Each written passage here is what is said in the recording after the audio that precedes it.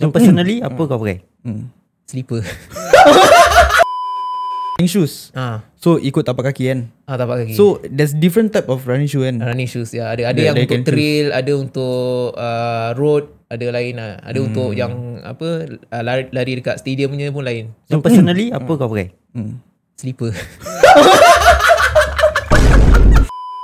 Follow us santairunners.sg. Jepun ba? Tak ada slipper lah ni. Wing sandal lah. Ada slipper. Tunjuk gambar sikit. Oh my god, bro. Oh, hell no, man. What the fuck, man? What are those? Kasut pun ada juga. Tai kasut macam New Balance. Tapi pakai macam always dia punya toe kan. Macam blue black tau. Pasal kena hit. Pasal tak sesuai. White fit So macam-macam masalah lah. So selalu kalau training kan selalu pakai